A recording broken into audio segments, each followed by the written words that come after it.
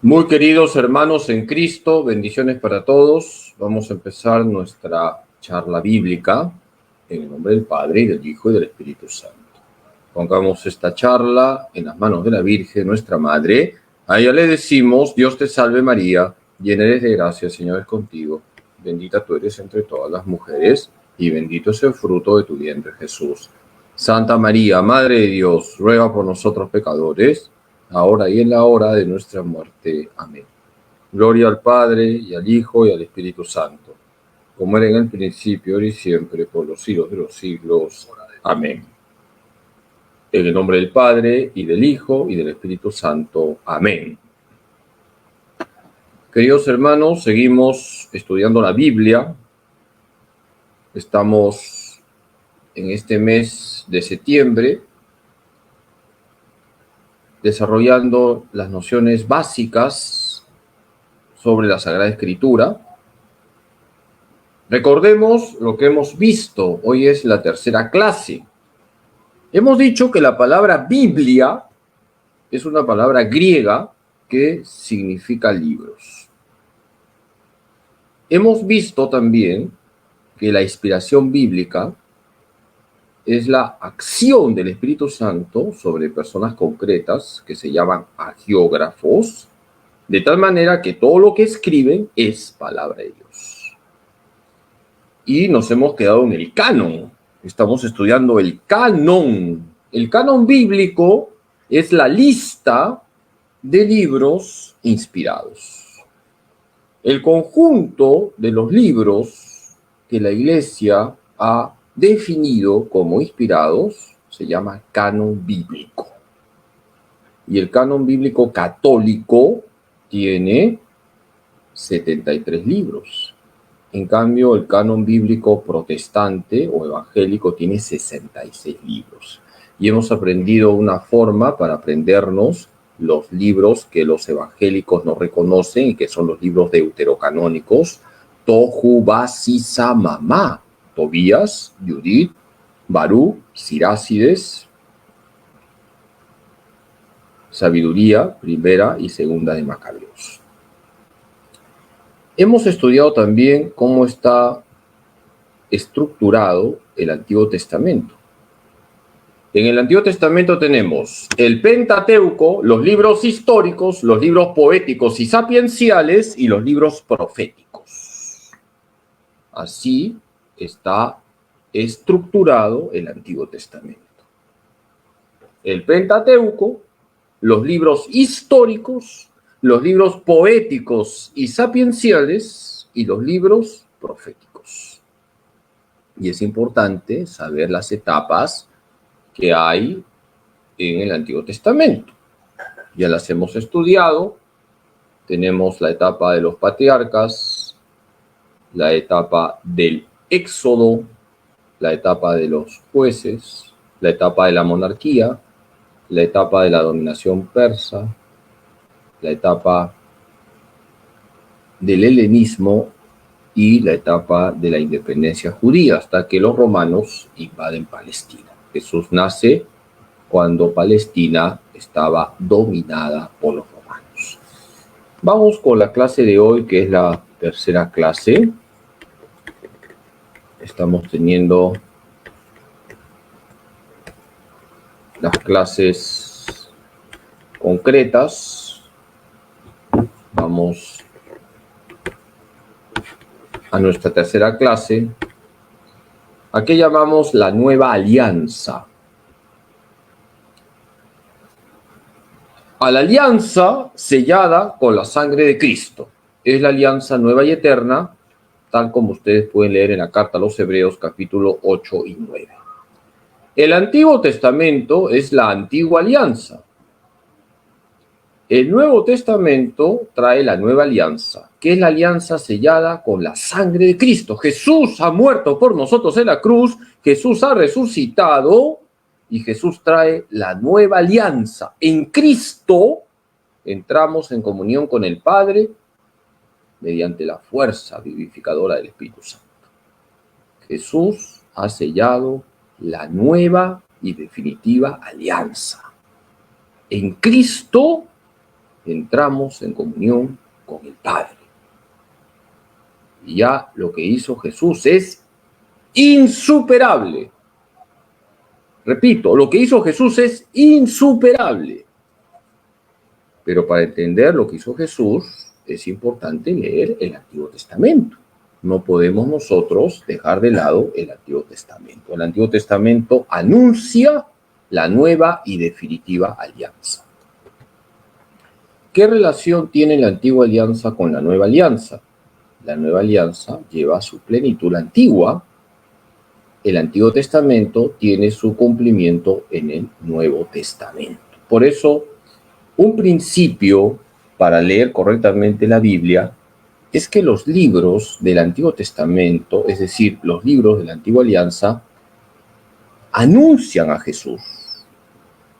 Es lo que se llama el principio cristológico. Repito, el principio cristológico me dice que cuando yo leo el Antiguo Testamento, no me puedo quedar solo con lo leído ahí, sino que yo tengo que proyectarme al Nuevo Testamento, porque todos los libros del Antiguo Testamento están orientados a una plenitud, y esa plenitud es Jesucristo. ¿Cómo se organizan los libros del Nuevo Testamento? Como les he dicho, ayer vimos cómo están organizados los libros del Antiguo Testamento. Los libros del Antiguo Testamento se organizan en el Pentateuco, los libros históricos, los libros poéticos y sapienciales y los libros proféticos. ¿Y cómo se organizan los libros del Nuevo Testamento? Tenemos los Evangelios, los Hechos de los Apóstoles, las cartas de San Pablo, las cartas católicas y el Apocalipsis. Esto es importante que lo sepan.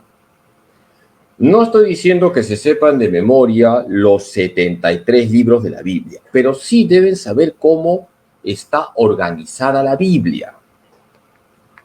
El Antiguo Testamento está estructurado en el Pentateuco, los libros históricos, los libros poéticos y sapienciales y los libros proféticos.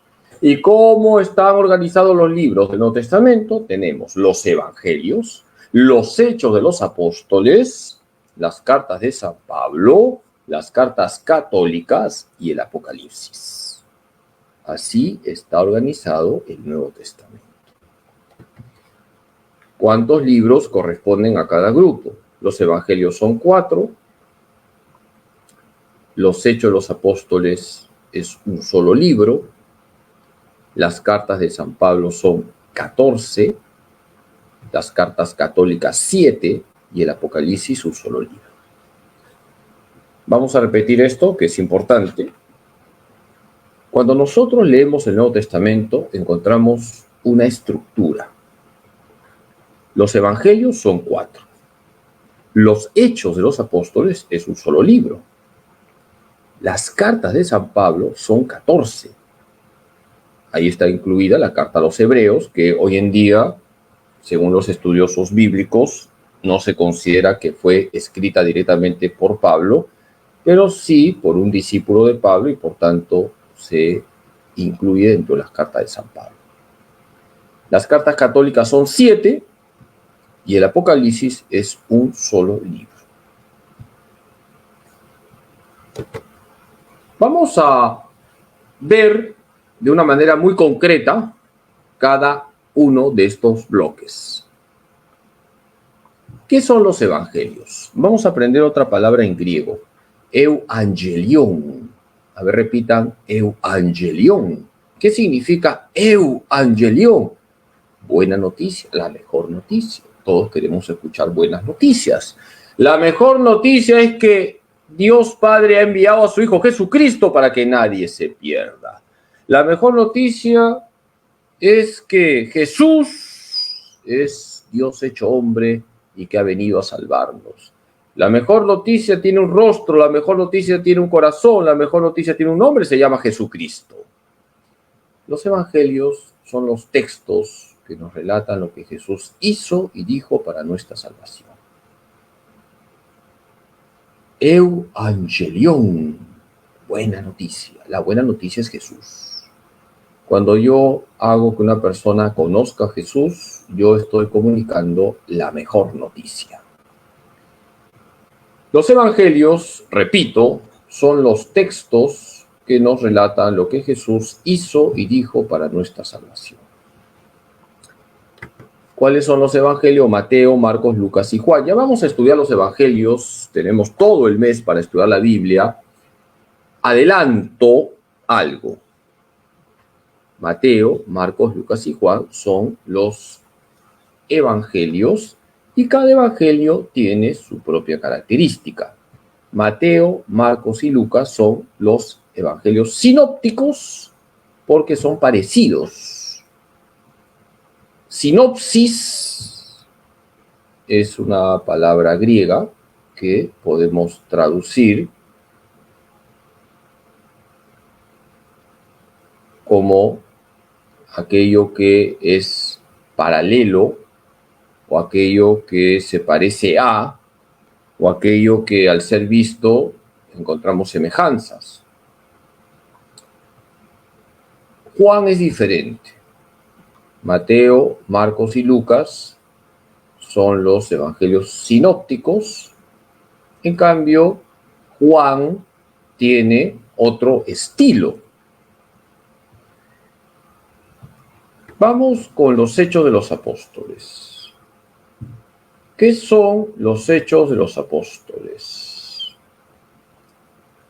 Es un solo libro y es la historia de la iglesia naciente. A los Hechos de los Apóstoles también se le llama el Evangelio del Espíritu Santo. ¿Y por qué a los Hechos de los Apóstoles se le llama el Evangelio del Espíritu Santo? Porque a lo largo de este libro, Los Hechos de los Apóstoles, aparece constantemente la acción vivificante del Espíritu Santo. A lo largo de los Hechos de los Apóstoles, encontramos cómo el Espíritu Santo impulsa a la iglesia para que evangelice a tiempo y a destiempo. Por ejemplo, en Hechos de los Apóstoles, capítulo 2, se relata el acontecimiento de Pentecostés. En Hechos de los Apóstoles 8:17 se relata que los apóstoles imponían las manos y comunicaban el Espíritu Santo. Por lo tanto, ya saben que otro nombre recibe los Hechos de los Apóstoles. Se le llama también el Evangelio del Espíritu Santo. Si tú quieres conocer las maravillas que hace el Espíritu Santo en la iglesia, ¿qué libro debes leer? Los Hechos de los Apóstoles. Los Hechos de los Apóstoles nos presenta la historia de la iglesia naciente. ¿Qué son las cartas de Pablo? Son epístolas dirigidas a determinadas comunidades para enseñarles el misterio de Cristo. Son comunidades que van a recibir la buena noticia. Y ese conjunto de cartas, ese conjunto de epístolas, va a llamarse Corpus Paulino. Cuando ustedes escuchen Corpus Paulino, tienen que pensar en las cartas de San Pablo. Por lo tanto, ese conjunto de epístolas, ese conjunto de cartas dirigidas a comunidades concretas para enseñarles el misterio de Cristo, para comunicarles la buena noticia, reciben el nombre de Corpus Paulino. El Corpus Paulino es el conjunto de cartas escritas por San Pablo a diferentes comunidades, y esto nos lleva a preguntarnos cuáles son las cartas de Pablo. Esto también ustedes tienen que saber. Tenemos la carta a los Romanos, primera y segunda de Corintios, Gálatas, Efesios, Filipenses, Colosenses, primera y segunda de Tesalonicenses, primera y segunda de Timoteo, Tito, Filemón y Hebreos. Todo este conjunto de cartas, todo este conjunto de epístolas recibe el nombre de cartas de Pablo o Corpus Paulino. Les tiene que sonar Corpus Paulino. ¿Cuáles son los textos que conforman el corpus paulino: Romano, Primera y Segunda de Corintios, Gálatas, Efesios, Filipenses, Colosenses, Primera y Segunda de Tesalonicenses, Primera y Segunda de Timoteo, Tito, Filemón y Hebreos. Tenemos, por lo tanto, un conjunto de cartas dirigidas a diferentes comunidades. La intención de Pablo es que se enamoren de Cristo. Pablo es llamado el teólogo de Jesucristo. Pablo nos va a decir, todo es basura con tal de ganar a Cristo. Filipenses 3:8. Y también Pablo dirá en Filipenses 1:21, para mí la vida es Cristo y la muerte una ganancia. Qué bonito. Yo les animo a que lean toda la Biblia y cuando lleguen a las cartas de Pablo se van a conmover con la cantidad de citas donde Pablo muestra su amor apasionado a Jesús y nos enseña a tener vida cristocéntrica. Estamos llamados a decir lo que Pablo dijo: ya no soy yo quien vive, es Cristo quien vive en mí. ¿Qué son las cartas católicas? Son epístolas dirigidas a la comunidad católica, es decir, a la comunidad cristiana en general. Por eso se llaman cartas católicas, porque no tenemos, como en el caso de Pablo, cartas a una comunidad concreta. Por ejemplo, la carta a los romanos, o la carta a los efesios, o la carta a los filipenses. Aquí tenemos cartas que van dirigidas a la comunidad cristiana en general, por eso se llaman cartas católicas, porque son cartas universales. Católicos significa universal. Nosotros somos católicos, somos cristianos católicos. A veces me encuentro con taxistas evangélicos.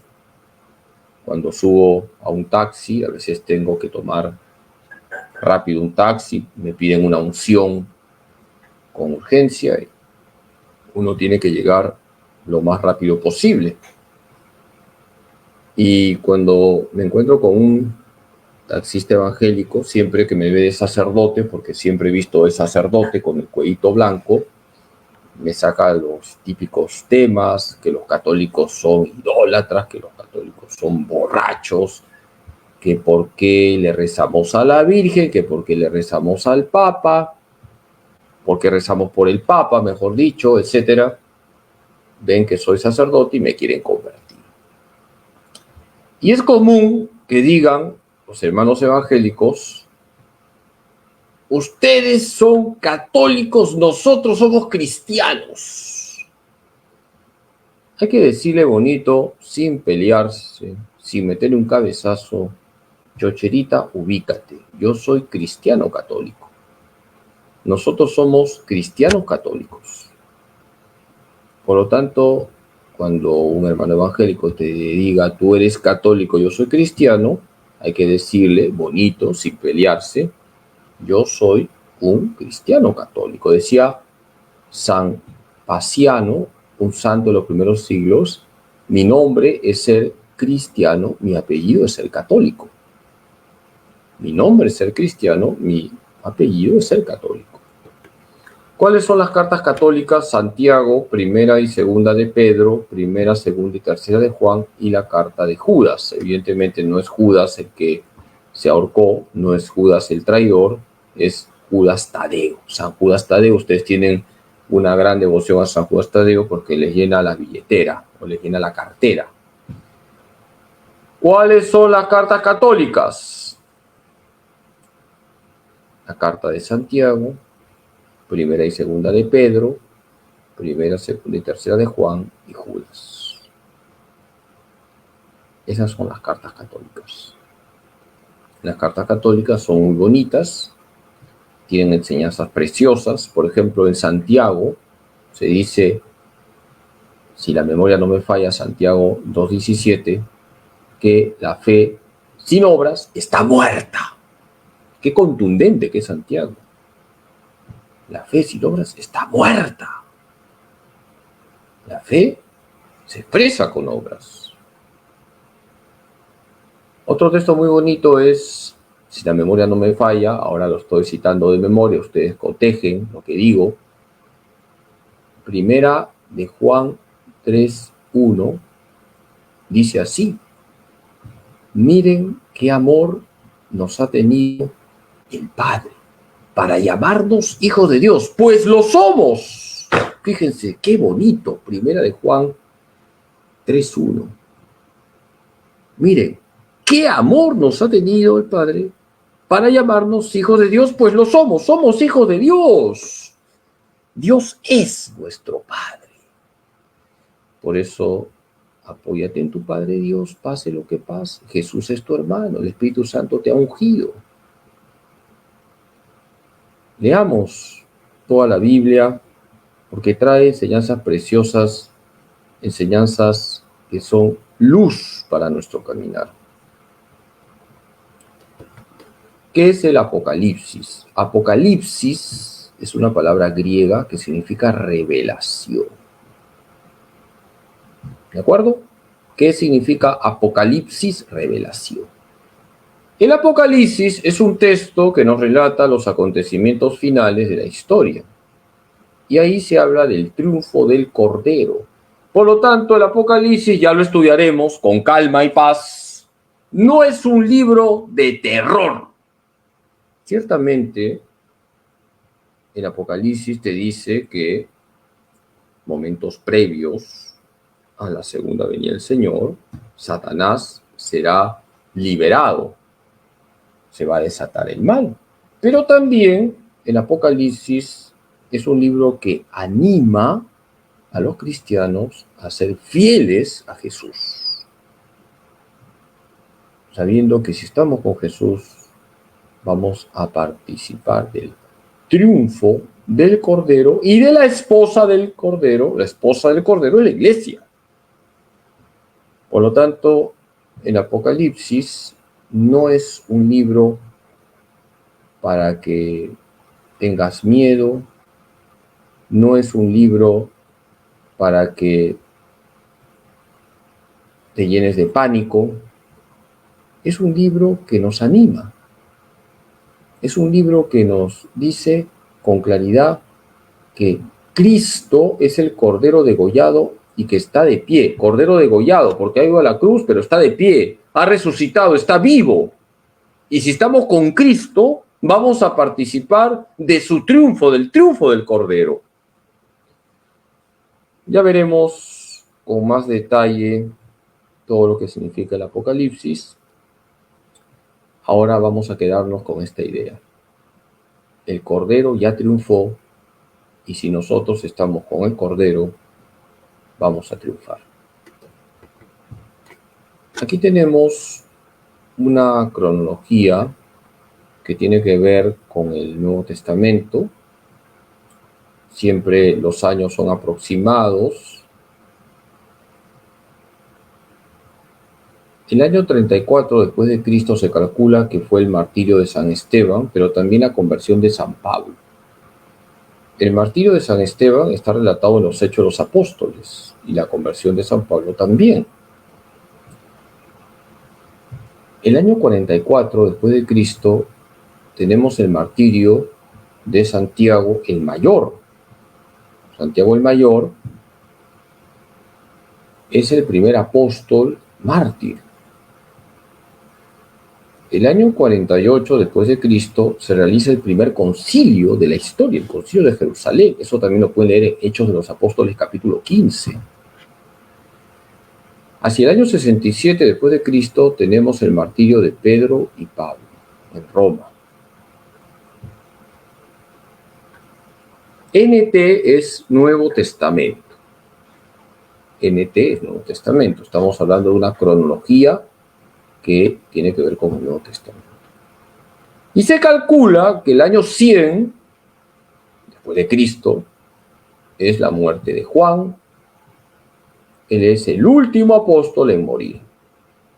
Entonces, estas fechas que son aproximadas nos permiten conocer cómo la Iglesia, luego de la muerte y resurrección de Cristo, va a comenzar a caminar en este mundo.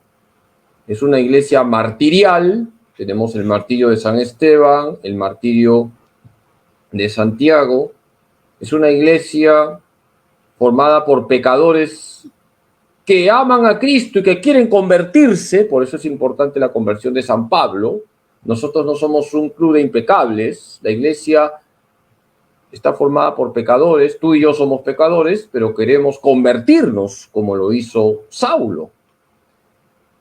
La iglesia está vivificada por el Espíritu Santo. El Concilio de Jerusalén fue el primer concilio en la historia y ahí el Espíritu Santo actuó para que se tomaran decisiones en bien de la iglesia. Por ejemplo, las decisiones que se toman en el Concilio de Jerusalén son, entre otras, que para admitir a alguien a la iglesia hay que pedirle que abandone la idolatría y la fornicación. La iglesia es martirial. Pedro y Pablo fueron martirizados. Y tenemos la muerte de Juan hacia el año 100. Y al morir Juan se cerró la revelación. La revelación se cierra con la muerte del último apóstol. ¿Cuál es el corazón de toda la Sagrada Escritura? Los evangelios. Toda la Biblia es importante y tenemos que leer toda la Biblia. Voy a hacer un disco rayado durante todo el mes. Hay que leer toda la Biblia. Y el corazón de la Biblia son los 4 evangelios. Por eso lo primero es conocer la vida de Jesús. Padre Carlos, ¿cuál es la primera recomendación que me da para leer la Biblia? Lee los evangelios. Empápate en conocer la vida de Jesús. Hay una anécdota muy bonita de la vida de San Alberto Hurtado, sacerdote chileno jesuita que vivió en el siglo XX. Una vez se le acercó un seminarista y le dice: Padre Alberto, ¿en qué tengo que especializarme? Voy a comenzar a estudiar teología. ¿En qué tengo que especializarme? Y San Alberto Hurtado le dijo: especialízate en Jesucristo.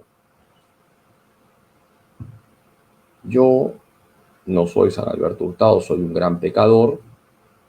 No le llego ni a los tobillos a San Alberto Hurtado, pero te digo lo mismo. Especialízate en Jesucristo. Lee los evangelios. Medita lo que dicen los evangelios.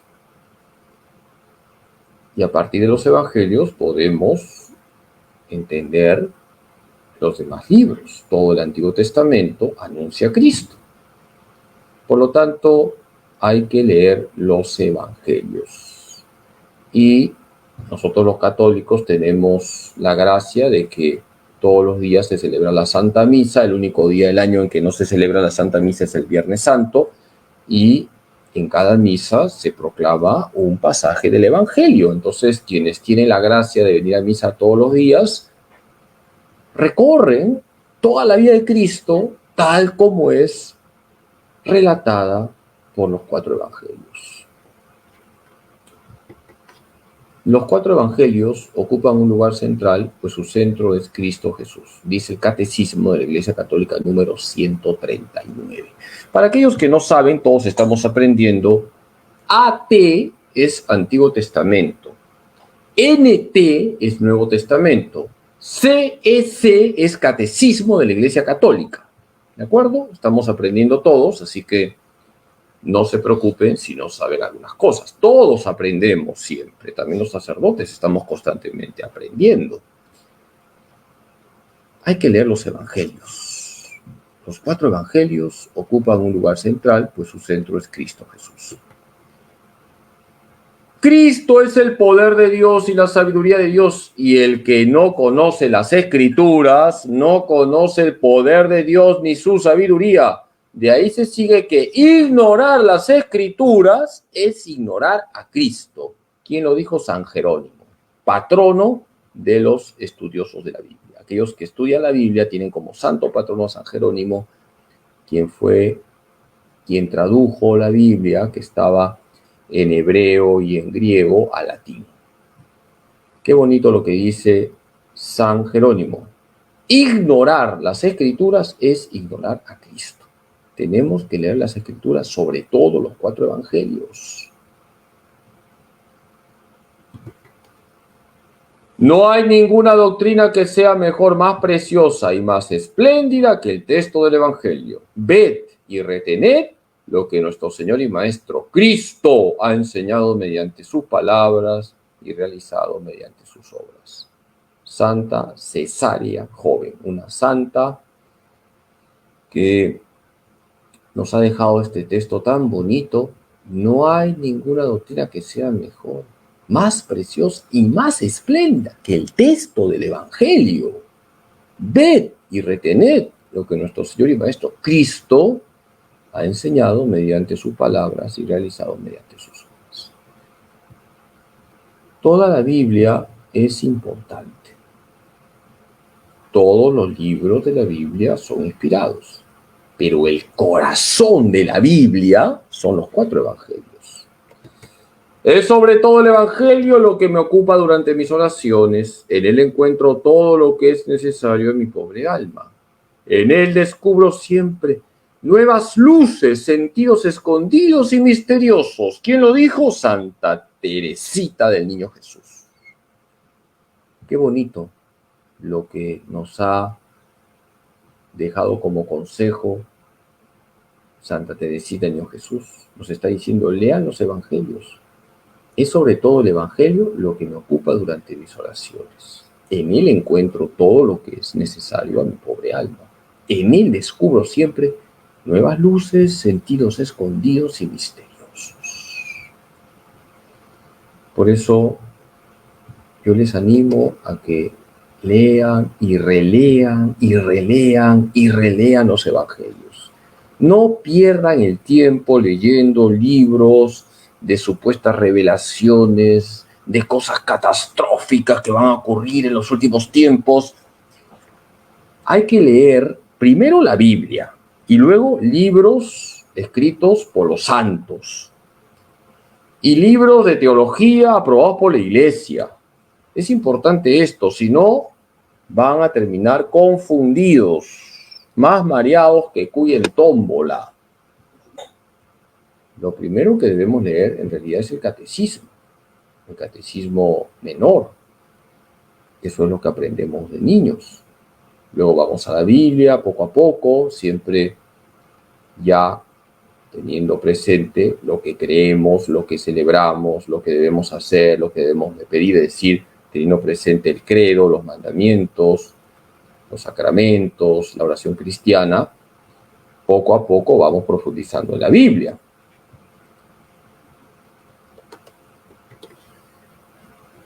San José María decía esto, que es muy bonito.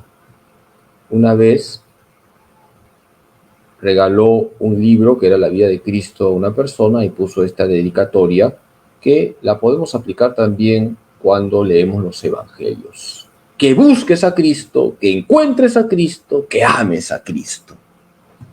Fíjense la sabiduría de los santos. Cuando tú leas los evangelios, yo te deseo que busques a Cristo, que encuentres a Cristo, que ames a Cristo. Para eso leemos los evangelios. Que busques a Cristo, que encuentres a Cristo, que ames a Cristo. En realidad, para eso leemos la Biblia.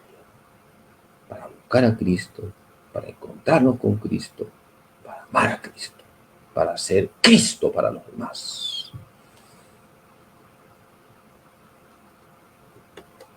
Les dejo la tarea de hoy.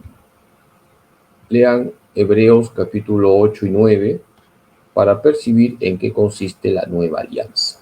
La carta a los Hebreos capítulo 8 y 9 nos presenta la nueva alianza, la alianza sellada con la sangre de Cristo.